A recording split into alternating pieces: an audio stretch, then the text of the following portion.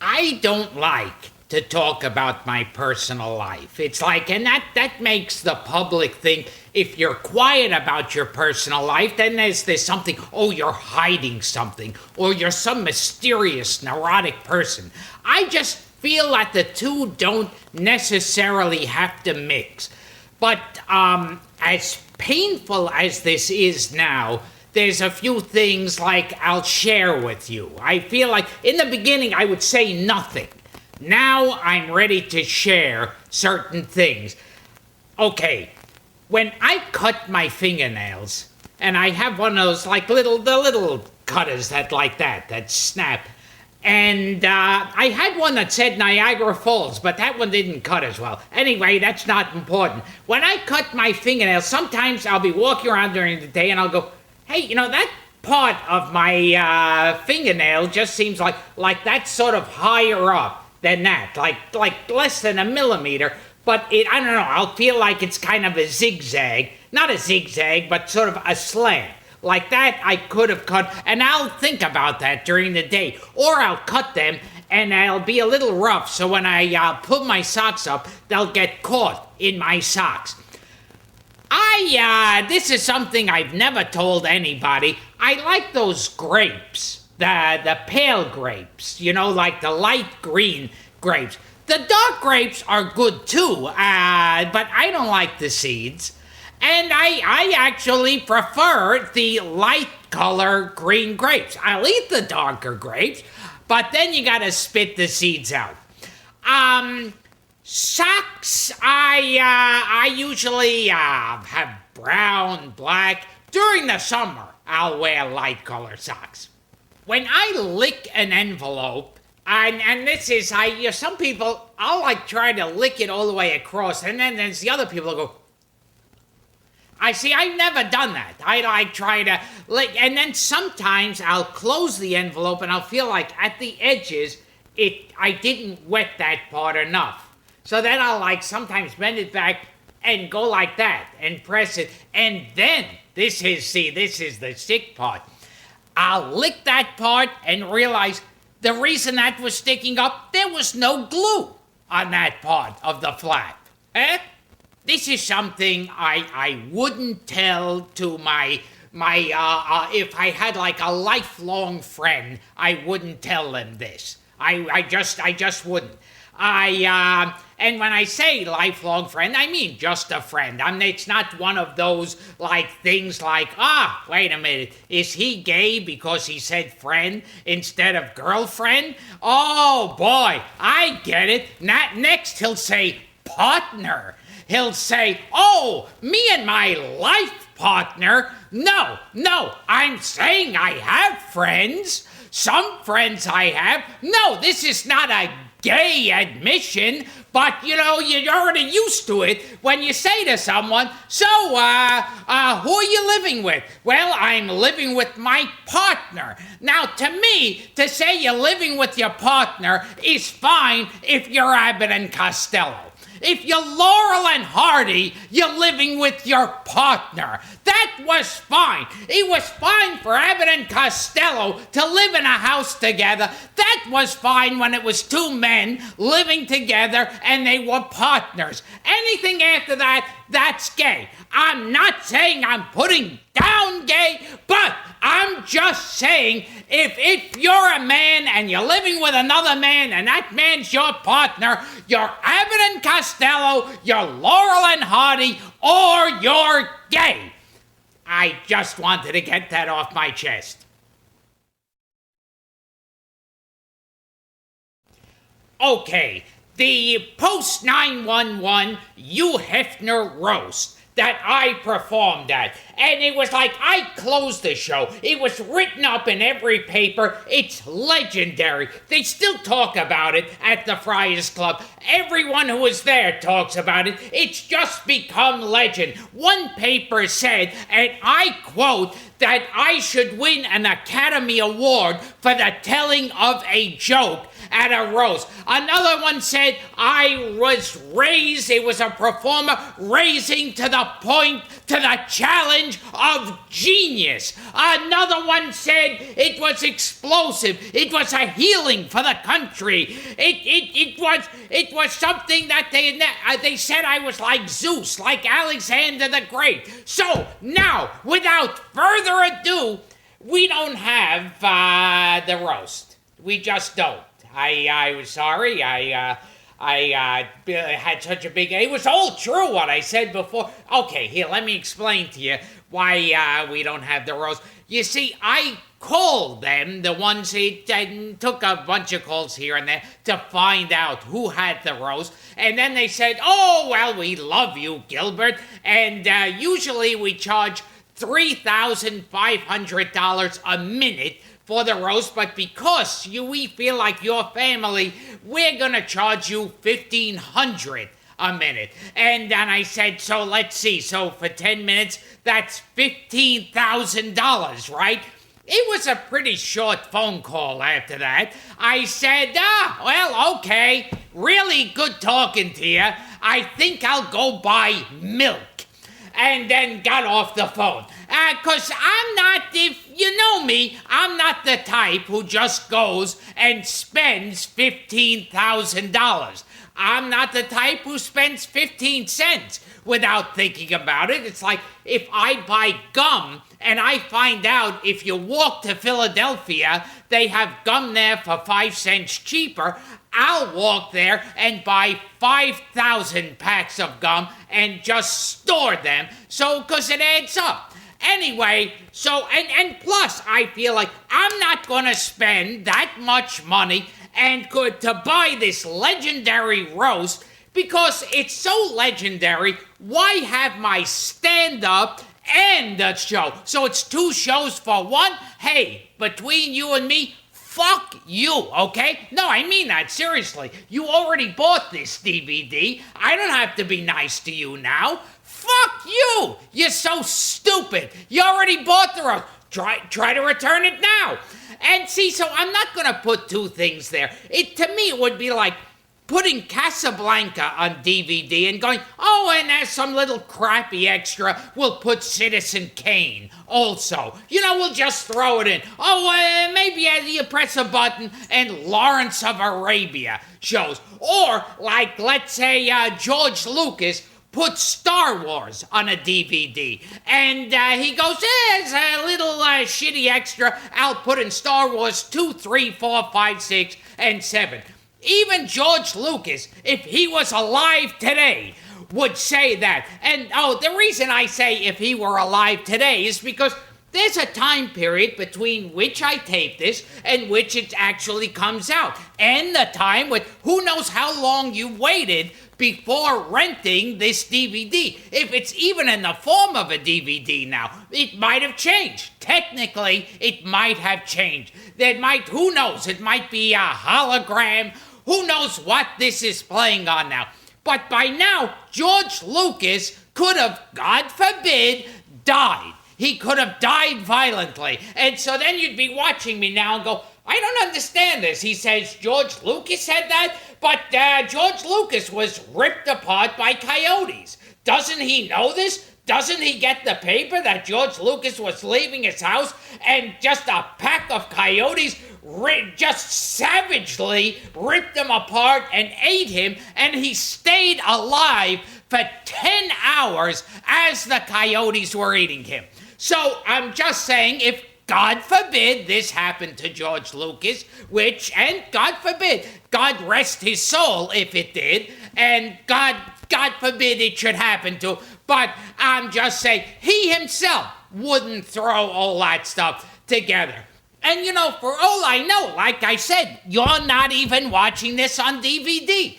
And something? You might have waited so long that you're not even a person anymore. Maybe by now, you've evolved into some weird, half goat, half human creature that's adapted to the landscape much better.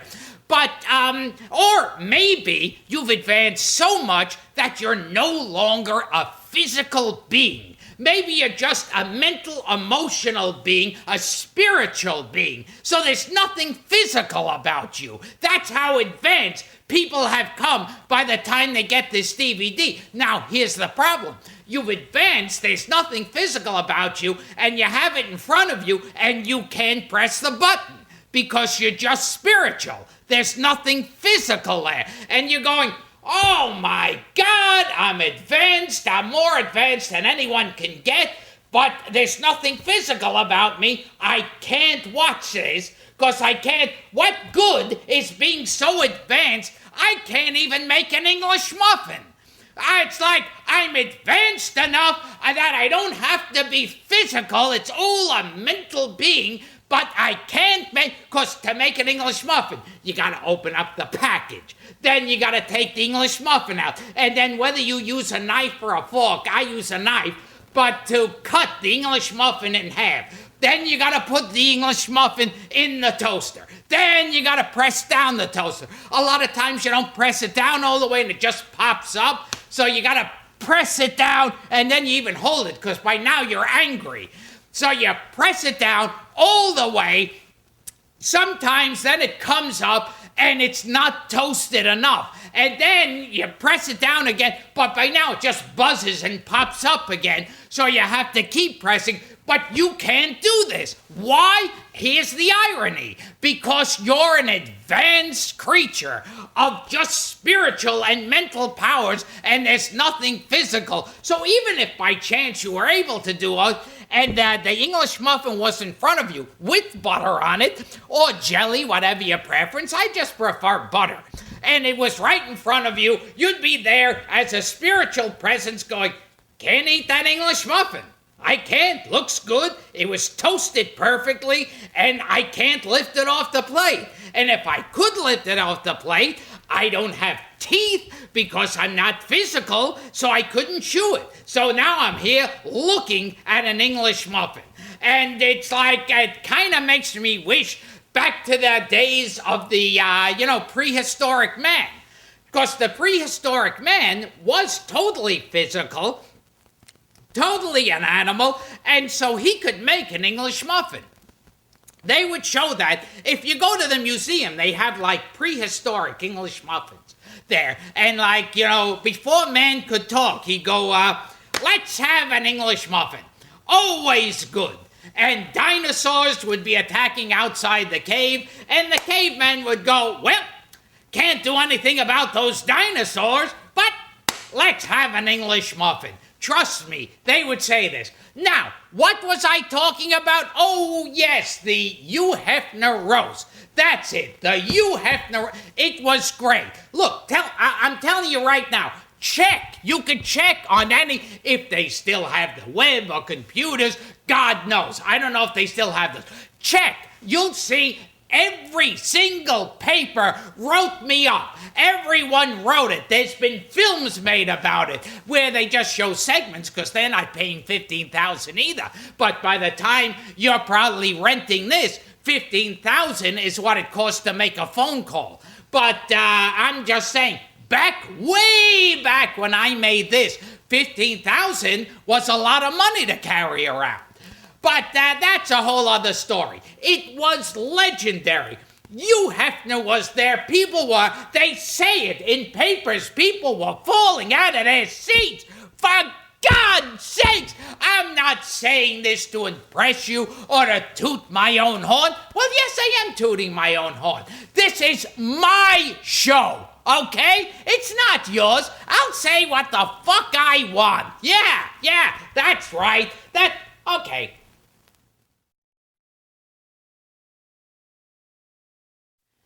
In preparing for this tape or DVD or whatever you call it, I don't know, I don't keep up on these technical things, these big modern inventions, these phones and refrigerators and knives and forks, all your big advanced stuff. I spoke to a few people and, few people know this. I was very, very close friends with Marlon Brando. And I can say that now because he's dead. He's dead, and what's he gonna say? No, I never met Gilbert Gottfried? No, he can't say it. He's dead. I can say anything I want. You know something? I had an affair with Marilyn Monroe. What's she gonna do? What, she's gonna say anything about it? She's dead. She's dead. She can't say a word. I had a threesome with her and Marlon Brando, and it was a well, actually, I was having sex with Marilyn Monroe, and we were using Marlon Brando as a mattress. It was basically that. It was like he just filled out the whole room, and it's kind of like being on a waterbed. You bounced up and down, so I wasn't actually having sex with Brando. Although, and that's going to be in my new book, Not Actually Having Sex with Brando. The true autobiography of Gilbert Gottfried, not actually having sex with Marlon Brando. Having sex with Marilyn Monroe, but not Marlon Brando. Okay, where was I? Yes, now I know where I was. Well, Brando, when we'd sit together while he was alive. When he was dead, not as talkative. And same thing with Marilyn Monroe, not as talkative. And then you'd have to deal with maggots chewing through the skin and vultures like swooping down and plucking out an eyeball. All this stuff, it interferes with. So I'll be perfectly honest, we started drifting apart after that because it became a little depressing to be with these people. And then, the skin would dry up and an arm would all of a sudden fall off. And it was really awful. Half part would have skin, the other would be skull. Okay, now yes, Brando. Well, when we would sit together, he loved telling dirty jokes. Marlon Brando loved telling dirty jokes. Here's a joke, and he had that zip. Here's a joke that Brando loved to tell. This man he's fucking a girl. He's fucking this girl. I think she does it professionally, and it's like she's a lady of the evening that they would call them. Come on, tell a joke. And he takes his it's hard. He takes his hard throbbing. Wait, his dick! Are you saying his dick? Dick. We'll say dick. He says, takes his dick. And he what? He fucks her. Go ahead, say he fucks her. She sticks it in her. And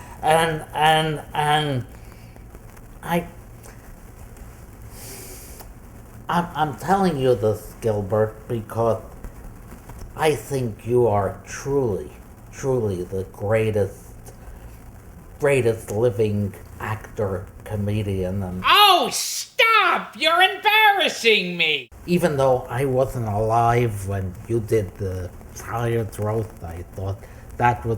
And I'm just Marlon Brando saying this, so it's okay, because you would never say it about yourself, because you're too modest. Don't talk about how talented I am. I've always said this about you, Gilbert. You're so modest you don't speak of your own greatness. I want you to stop it. Getting back to the joke, he sticks his dick in her, and he's fucking her, and I forget the rest of it. There was a whole bunch of things that happened, but the punchline is, and the chicken says, "Ow, that hurts." And the chicken, she you pulled it out at the end. See, because I didn't know where you were going with that, Marlon. You were taking it like a long way, zigzag, all the way over and under, and I don't know where you go. And then you just, that chicken says...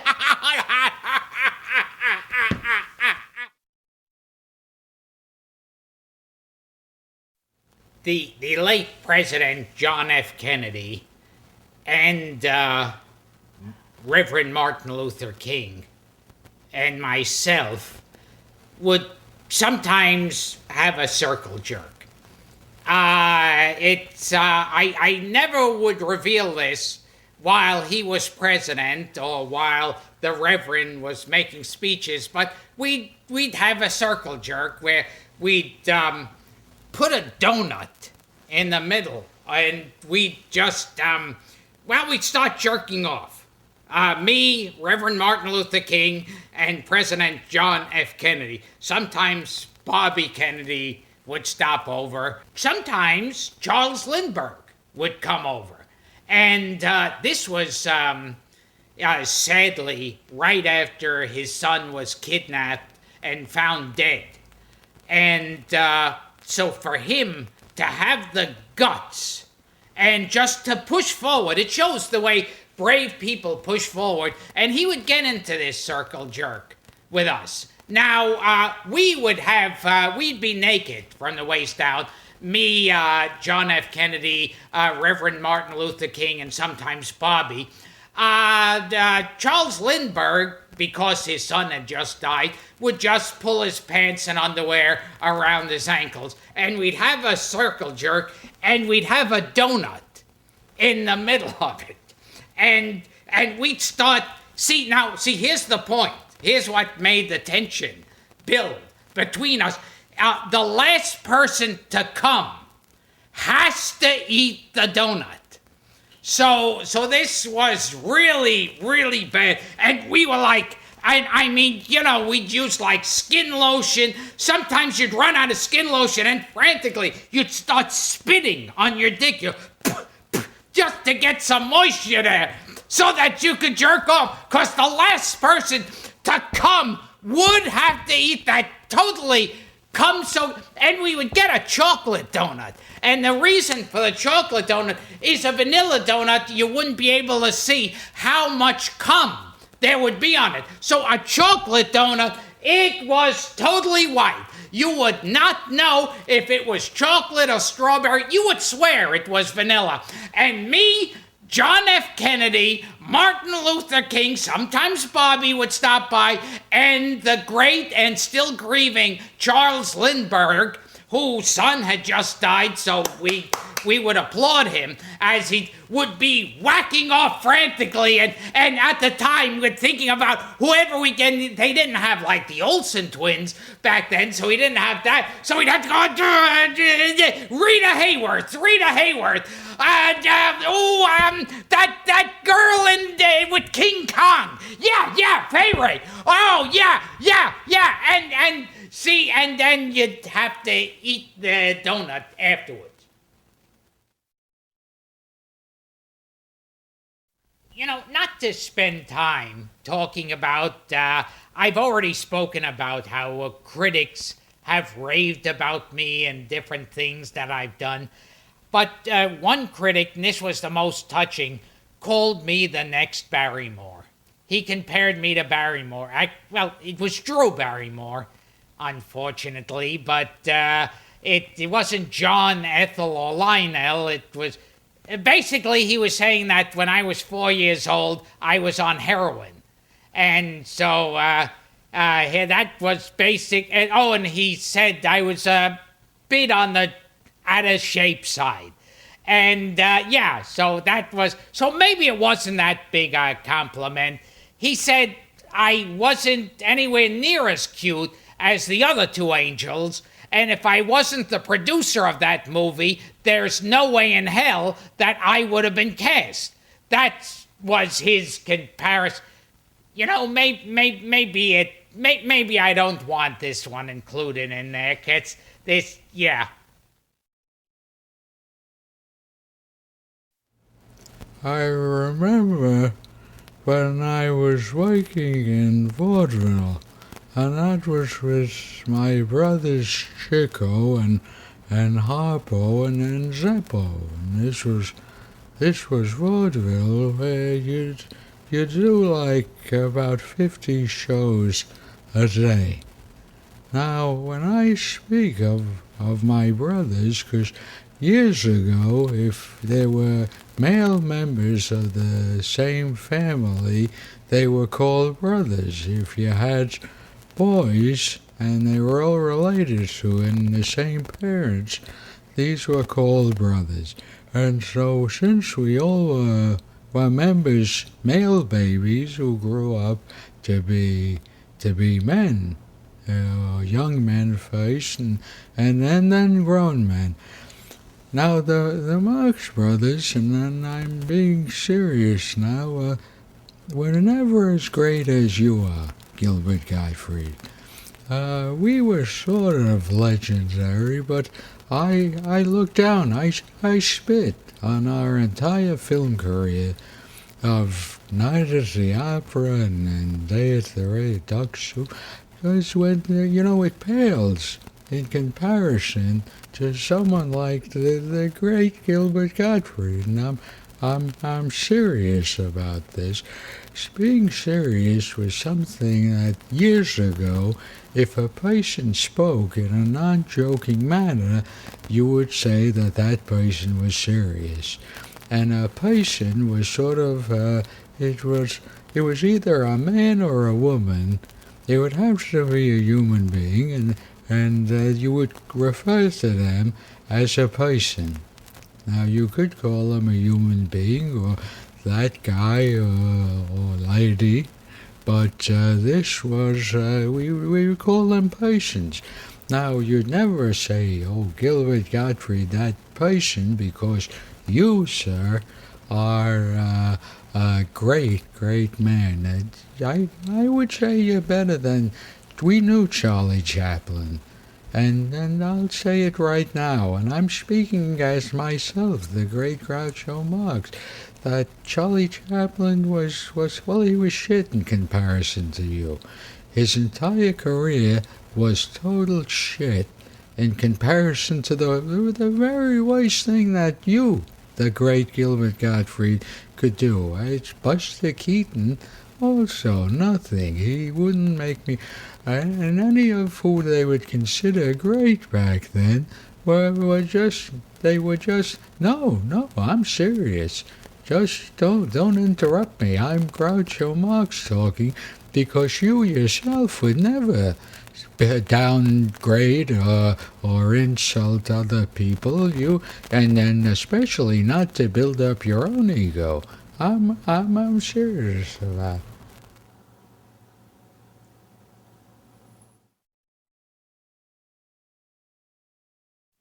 I bid you welcome, Gilbert Gottfried. You are the funniest comedian who ever lived. Stop complimenting me, Bela. I will not stop what I'm saying. I will talk about you, and not even death will stop me from speaking. Stop that! Stop embarrassing me! Yes, I think you're funnier than Boris Karloff. Hey, Boris Karloff was funny. I know that you are too modest to say this of yourself. You're too decent and modest to speak of yourself. But I must pay you one more compliment. Please, Bela! You are funnier than Van Helsing, accidentally hitting the stake the wrong way and having it go through his balls. Where Van Helsing takes the mallet, holds it over the vampire, whacks it the wrong way, turns around and hits him in the balls. Funnier than that.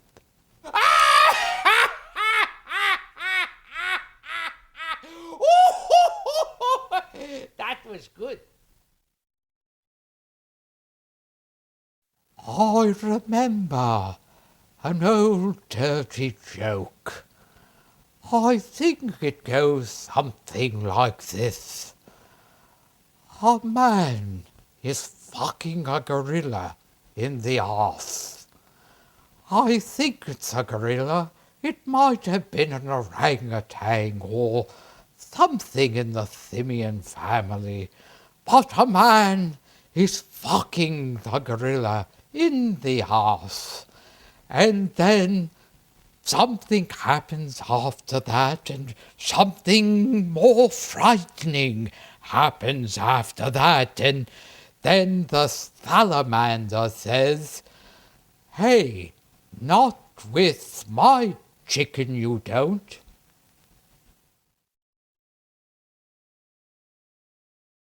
This is how to tell a dirty joke. First, you have to have a dirty joke, preferably a funny one, preferably a joke that makes people laugh. Now, once you have this joke, it can't be a clean joke. Don't tell a clean joke and then expect people to go, "Ooh, I can't believe he said that," because you will not have said anything dirty. So don't say, a rabbit goes to a store and buys a carrot and eats it. Then you're going to go, well, wait, that's a cute little story, but that's not a dirty joke. Throw fuck in there somewhere. Just throw the word fuck in there somewhere. So basically, you could say, my wife is so fat when she sits around the house, she sits around the house. Now, that's a perfectly good joke, but it's not dirty. So you could say, my wife, that fucking cunt, is so goddamn fucking fat. When she sits around the house, she sits around the house.